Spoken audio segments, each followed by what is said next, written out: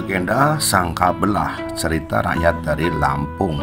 Jangan lupa subscribe dan tekan tombol loncengnya ya. Alkisah, ada sepasang suami istri yang tinggal di sebuah kampung di daerah Lampung. Mereka sudah bertahun-tahun berumah tangga, namun belum juga dikaruniai seorang anak. Mereka sangat menginginkan seorang anak untuk menghiasi kesepian mereka. Oleh karena itu, hampir setiap malam mereka berdoa dan mendatangi tabib yang sakti untuk memenuhi keinginan tersebut. Pada suatu malam, sepasang suami itu berdoa kepada Tuhan Yang Maha Esa. "Oh Tuhan, karuniakanlah kepada kami seorang anak, walaupun hanya berbadan sebelah," pinta suami istri itu dengan penuh ketulusan. Berkat doa yang tulus itu, sang istri pun mengandung sesuai dengan permintaan mereka. Beberapa bulan kemudian, sang istri pun melahirkan seorang bayi laki-laki berbadan setengah. Bayi mungil itu hanya memiliki satu telinga, satu mata, satu tangan, dan satu kaki. Oleh kedua orang tuanya, bayi itu diberi nama Kabelah. Meskipun berbadan sebelah, Kabelah senantiasa mendapat perhatian dan kasih sayang dari kedua orang tuanya. Ia tumbuh menjadi anak sehat dan dapat bermain bersama teman-teman sebayanya. Namun, ia seringkali dicemooh oleh teman-temannya karena badannya hanya sebelah. Pada suatu hari, ketika sedang asik bermain, Kabelah dicela oleh teman-temannya. Dengan hati sedih, ia pun pulang ke rumahnya. "Hei Belah, anakku, kenapa kamu selalu tampak sedih setiap pulang dari bermain?" tanya ibunya dengan penuh perhatian. "Iya Bu, Belah sedih karena setiap hari mereka mengejekku. Belah tidak mau lagi ikut bermain bersama mereka," keluh Kabelah kepada ibunya. "Sabarlah anakku, kita harus rela menerima keadaan ini dengan hati yang tulus. Semua ini sudah menjadi kehendak Tuhan Yang Maha Kuasa. Jika mereka mencelamu, sama artinya mereka itu mencela Tuhan," hibur ibunya. Walaupun berkali-kali dibujuk ibunya, Kabelah tetap saja bersedih dan sering menyendiri. Ia tidak pernah lagi bermain bersama teman-temannya karena malu terus dicemooh.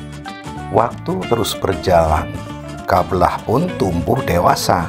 Suatu ketika, tiba-tiba terlintas di pikirannya untuk pergi mencari Tuhan. Ia pun menyampaikan niat itu kepada kedua orang tuanya. "Ayah, Ibu, aku tidak tahan lagi hidup dengan keadaan seperti ini. Izinkanlah aku pergi mencari Tuhan," pinta Kabelah kepada kedua orang tuanya. "Sudahlah anakku, kamu harus rela menerima takdir ini. Kamu tidak mungkin menemukan Tuhan," cegah ibunya. Meskipun kedua orang tuanya berkali-kali mencegahnya, Kabelah tetap bersikeras untuk pergi mencari Tuhan. Kedua orang tuanya pun tidak dapat lagi mencegah keinginan Kabelah. Mereka hanya dapat mendoakan dengan mengadakan selamatan untuk keselamatan anak sematawayangnya selama di perjalanan. Akhirnya, Kabelah pun berangkat dengan membawa bekal seperlunya. Setelah berhari-hari berjalan, ia bertemu dengan seorang lelaki tua berpakaian serba putih sedang duduk berzikir di atas sebuah batu di tengah hutan lebat. Kabelah pun memberanikan diri bertanya kepada pertapa itu. "Maaf Tuan, bolehkah aku bertanya, apakah Tuan mengetahui keberadaan Tuhan?" tanya Kabelah. Tanpa diduganya, orang tua itu menjawabnya dengan kata-kata kasar. "Hei pemuda cacat, aku saja yang berbadan sempurna dan bertahun-tahun duduk berzikir di atas batu ini belum juga menemukan Tuhan. Apalagi kamu yang hanya berbadan sebelah itu," hardik lelaki tua. Betapa sedihnya hati Kabelah mendengar jawaban itu. Dengan hati sedih, ia pun segera berlalu dari tempat itu, lalu melanjutkan perjalanannya. Setelah beberapa jauh berjalan, ia tiba-tiba dihadang oleh sekawanan perampok. "Hei pemuda jelek, hendak kemana kamu, ha? Serahkan semua barang bawaan itu kepadaku," seru kepala perampok itu. "Ampun Tuan, jangan sakiti aku. Izinkanlah aku lewat. Aku ingin pergi mencari Tuhan, tiba Kabelah.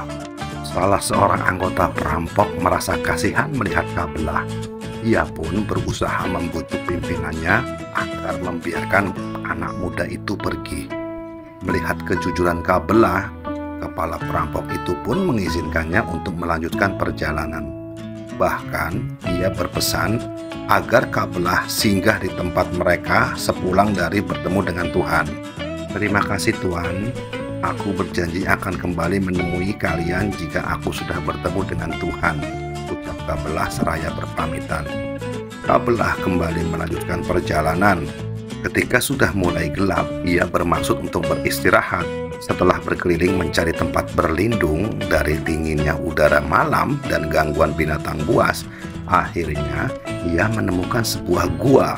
Sebelum memasuki mulut gua itu, terlebih dahulu meminta izin kepada penjaganya. Betapa terkejutnya ketika ia berada di sebuah ruangan di dalam gua itu. Ia merasakan seolah-olah tubuhnya tidak menyentuh lantai. Tak berapa lama kemudian, ia kembali dikejutkan oleh suara yang menggema menegurnya.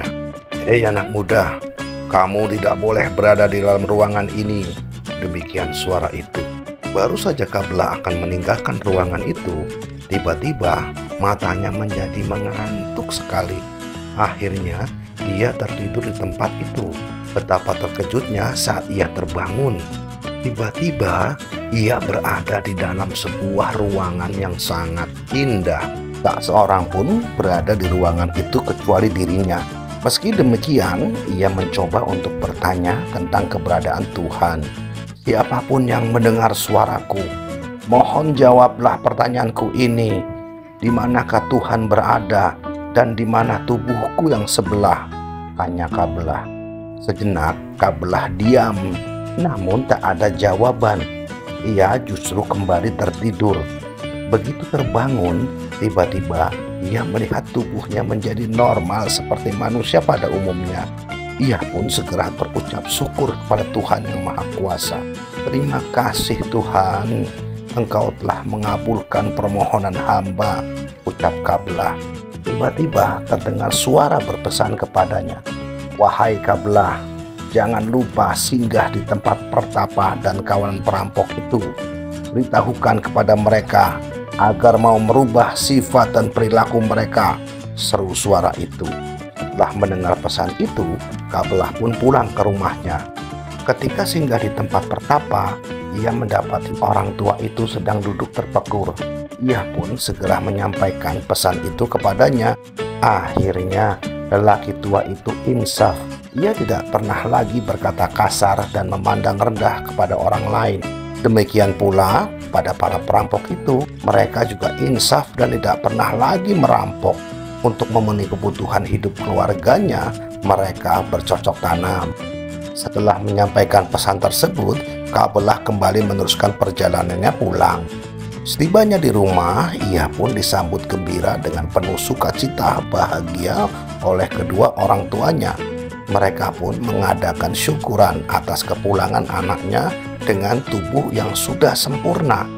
Sejak itu, nama Kabelah diganti menjadi Muhammad Syukur. Ia pun dapat kembali bergaul bersama teman-temannya tanpa ada perasaan dendam sedikit pun.